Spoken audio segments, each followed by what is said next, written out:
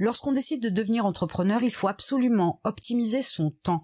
La mise en place d'un agenda et le fait de se tenir à l'organisation que vous avez dans votre planning est une chose importante. Le temps, c'est de l'argent. C'est vraiment une chose qu'il faut bien prendre en considération parce que vous devez travailler au mieux et organiser votre temps au mieux pour être le plus efficace, le plus productif et ne pas perdre de temps avec des choses inutiles. Donc, vous allez vous servir de Google Agenda et vous allez faire 3 choses. Tout d'abord, vous devez lister les différents départements services de votre activité, les différentes facettes, et vous devez lister toutes les actions que vous devez faire. Et ensuite, vous allez passer à la phase suivante qui est la mise en place des agendas et enfin, vous allez remplir votre agenda. Alors, dans les agendas, bien évidemment, il y a votre agenda personnel. C'est important d'avoir cette partie-là. Là, j'ai mis finances, j'ai mis publications réseaux sociaux. À titre d'exemple, je vais vous montrer maintenant comment vous allez pouvoir créer un agenda. Donc, vous cliquez ici, vous cliquez sur créer un agenda. On va l'appeler par exemple blog. Vous cliquez sur créer un agenda.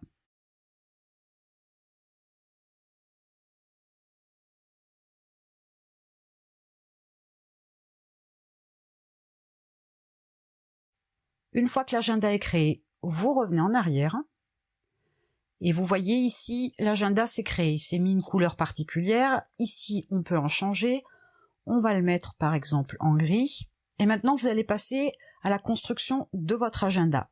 Donc ici par exemple à 21h on va cliquer, on va mettre que de 20h30 à 21h, il va y avoir de la lecture parce que c'est important de lire pour vous former.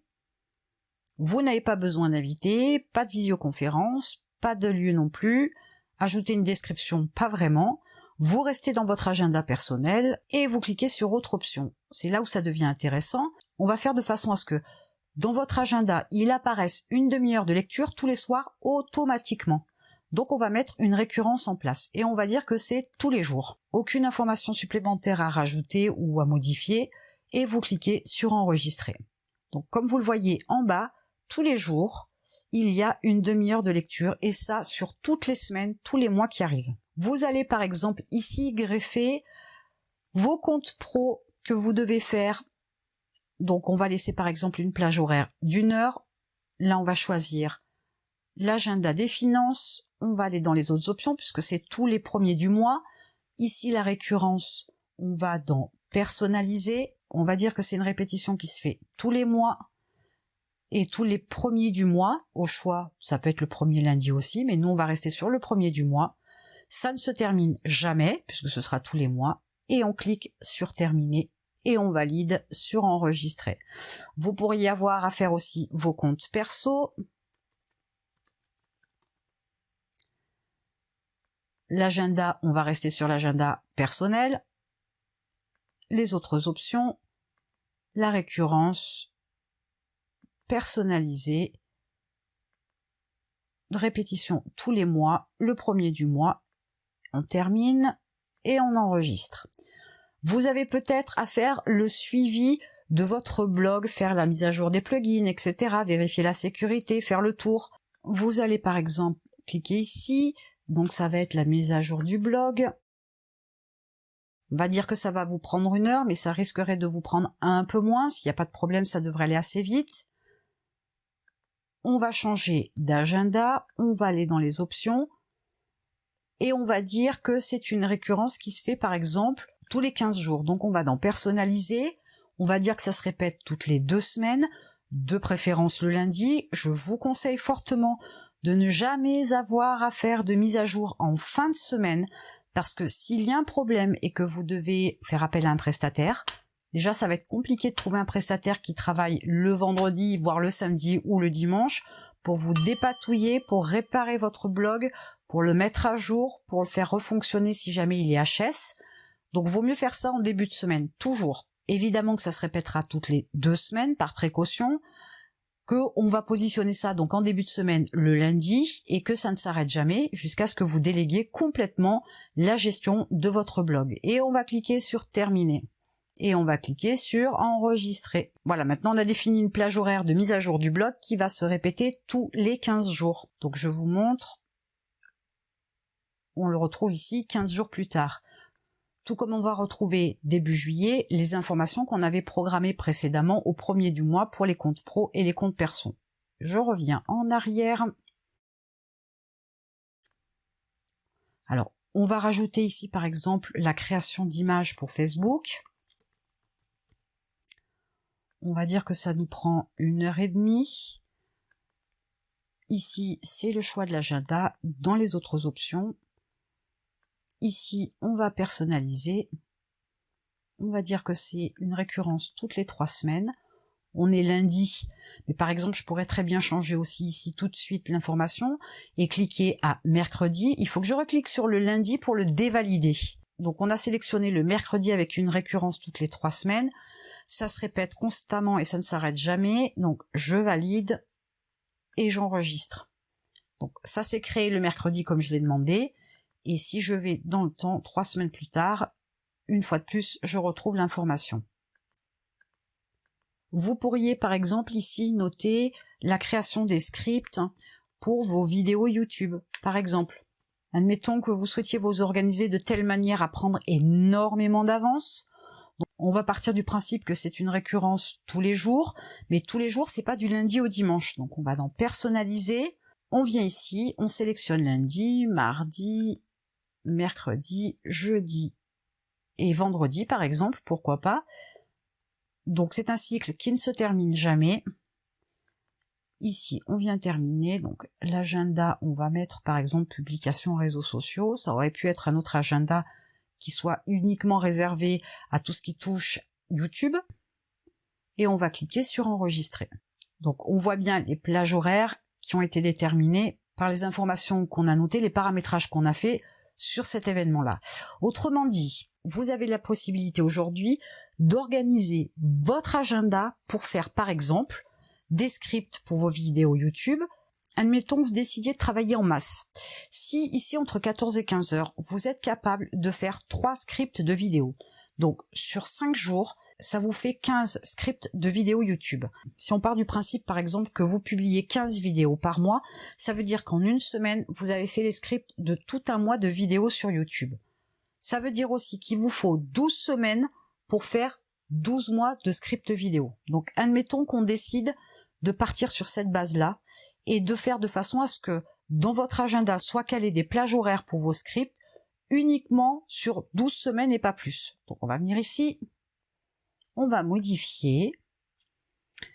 Donc on va demander dans la personnalisation à ce que le cycle se termine après pas 12 occurrences, parce que c'est pas 12 semaines, c'est 12 occurrences. Donc une semaine où il y a 5 plages horaires, c'est 5 occurrences. Donc nous on en a besoin de 12 semaines, à 5 occurrences par semaine, ça fait 60 occurrences. Alors on va tout simplement taper 60 occurrences et on va cliquer sur terminer. On va cliquer sur enregistrer. Là, il vous demande le type de modification que vous souhaitez faire. Vous cliquez sur tous les événements et vous validez. Donc maintenant, on a une semaine, 2 semaines, 3 semaines, 4 semaines, 5 semaines, 6 semaines, 7 semaines, 8 semaines, 9 semaines, 10 semaines, 11 semaines, 12 semaines. Et la 13e semaine, il n'y a plus rien. Donc ça veut dire que grosso modo, il vous faut travailler 3 mois à raison d'1 heure par jour sur les 5 premiers jours de la semaine pour pouvoir scripter vos vidéos sur une année et après c'est terminé, vous n'y revenez plus, si ce n'est dans quelques mois pour faire l'année suivante. Mais ça veut dire aussi que vous êtes capable en 1 heure par jour, soit 5 heures par semaine, de pouvoir scripter une année de vidéos complète, ce qui est énorme. Si vous n'avez pas la notion de ce que ça peut représenter, je vous conseille de vous mettre à scripter des vidéos et vous verrez que bien organisé en 1 heure de temps, vous pouvez en faire 3, c'est pas un problème. Mais par contre, c'est vrai que ça prend du temps et si vous êtes capable de faire ça, et c'est faisable puisque moi je le fais, vous êtes capable de mettre en place tout un tas de vidéos et d'être hyper productif. Mais il faut caler ça dans votre agenda et il faut vous tenir à votre agenda. Donc je reviens en arrière.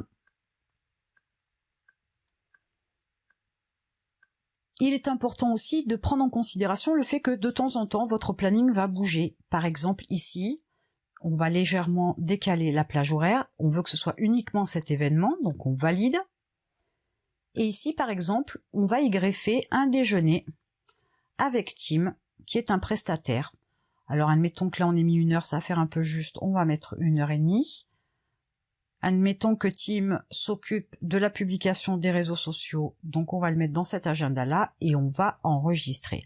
On est sur une simple occurrence, on est sur une simple plage horaire qui ne se répète pas la semaine d'après. La semaine d'après, on retrouve notre plage horaire concernant la création des scripts vidéo pour YouTube à l'heure à laquelle on avait défini au départ. On a uniquement changé sur la semaine précédente. Donc là, on a calé le déjeuner avec Tim. Alors là, je vois qu'il n'a pas pris. Voilà, on va agrandir la plage horaire, aussi simplement que ça. Et du coup, on reste sur ce blocage de temps pour la création des scripts vidéo, même avec un léger décalage, mais on garde cette organisation-là de travail, mais on y a greffé le déjeuner avec Tim. Vous pourriez, par exemple, le jeudi matin, vous consacrer à l'écriture d'un post, tout simplement. Là, on va y mettre, par exemple, 2 heures. On va mettre ça dans blog, même si c'est pas la bonne place. Dans les options, on va faire les modifications et on va dire que c'est toutes les semaines le jeudi. Aussi simplement que ça. Et on enregistre.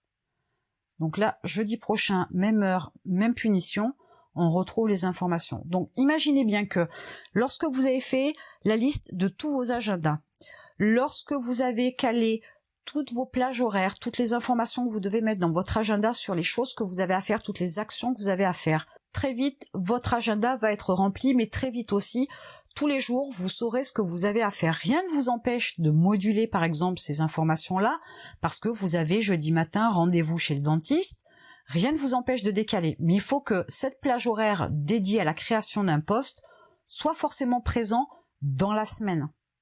Si c'est ce que vous avez prévu au départ, il faut vous y tenir. Alors très sincèrement, ça ne tient pas à grand chose. Mais en ayant mis en place ce type d'agenda-là, une fois que vous l'avez bien organisé et bien optimisé, vous allez pouvoir avoir des rappels sur votre téléphone. N'essayez pas de réfléchir à votre agenda. Le fait d'avoir des rappels sur votre téléphone va rythmer votre mode de fonctionnement, ne vous inquiétez pas. Alors je vais vous montrer comment vous allez pouvoir mettre en place une notification. Donc, vous allez au petit stylo. Et c'est ici que ça se passe. Donc vous cliquez dessus et vous demandez par exemple à recevoir une notification 10 minutes avant. Mais ça peut être aussi un email si vous préférez les emails. Faut-il encore que quand vous recevez un email, il faut que ça puisse faire sonner votre téléphone, que ça vous alerte pour pouvoir passer à la tâche suivante. Donc là, je vais rester sur notification. Si par exemple vous avez défini qu'entre les tâches, vous vous laissez 20 minutes de battement, dans ce cas-là, mettez la notification à 20 minutes, pardon, dans l'autre sens. Mettez une première notification à 20 minutes. Donc quand vous la recevez, vous savez que vous devez arrêter ce que vous êtes en train de faire et vous ajoutez une seconde notification, par exemple,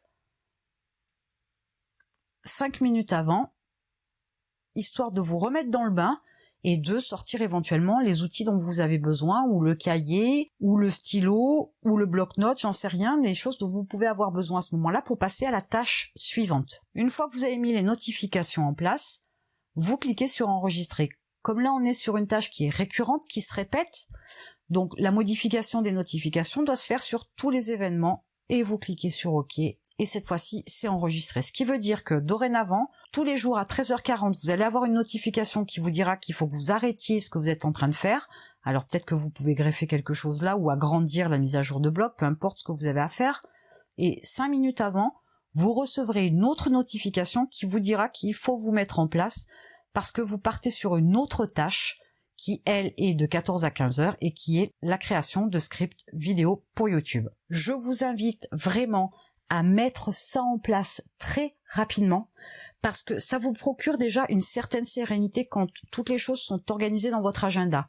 Ça vous procure aussi une certaine sérénité parce que vous n'avez pas à réfléchir à votre planning, c'est les notifications qui vont rythmer votre journée et qui vont vous permettre de passer d'une tâche à l'autre sans vous stresser, sans oublier quoi que ce soit. Et ça, c'est important. Ensuite, malgré tout, même si c'est votre agenda qui va rythmer vos journées, ça va être vraiment une source de tranquillité, de sérénité. Ça va vous permettre une meilleure organisation, une meilleure productivité. Très vite, vous allez vous rendre compte qu'il y a des tâches récurrentes, il y a des processus que vous répétez tous les jours, mais il y a aussi la possibilité d'améliorer vos processus ou de réduire vos temps de travail sur, par exemple, la mise à jour du blog, sur, par exemple, le fait de faire vos comptes pro. Vous allez forcément, à un moment donné, vouloir chercher à améliorer le système pour pouvoir gagner du temps, pour pouvoir être plus rapide et pour pouvoir vous débarrasser très rapidement des tâches qui sont désagréables. Parce que dans ces tâches-là, dans les tâches que vous avez à faire, que vous mettrez dans votre agenda, il y a forcément des tâches qui sont désagréables.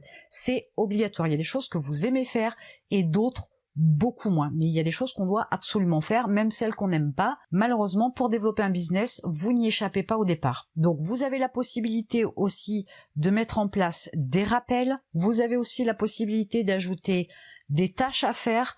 Donc, concernant les tâches, ça peut être tout un tas de choses que vous devez voir dans la semaine.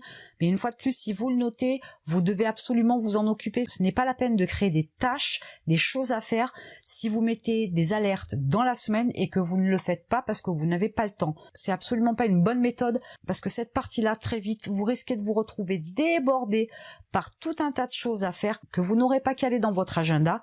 Et quoi qu'il arrive, une to-do list, elle doit se réduire à peau de chagrin très vite. Vous devez éliminer un maximum de choses à faire. Mais pour pouvoir le faire, il faut pouvoir avoir du temps. Et pour avoir du temps, il faut organiser son agenda. Quant aux rappels, les rappels, c'est des toutes petites choses que vous devez mettre dans les rappels. Ça ne doit pas être de grosses tâches. Dans les rappels, vous pouvez mettre par exemple de rappeler votre mère pour confirmer le déjeuner de dimanche. Ça peut être celui d'appeler l'école de votre fils pour confirmer aussi votre présence à la réunion des parents d'élèves. Ça peut être d'appeler votre dentiste pour prendre un rendez-vous. Mais une fois de plus, quand vous avez un rappel, faites les choses immédiatement. Si vous avez décidé de mettre un rappel par exemple ici, je vais vous donner un exemple. Rappel dentiste, rendez-vous. Donc la récurrence, j'espère pour vous, une seule fois, vous enregistrez. Donc dès l'instant où votre téléphone, par exemple, va vous faire la notification de ce fameux rappel à faire, vous prenez votre téléphone et vous appelez immédiatement le dentiste pour prendre rendez-vous.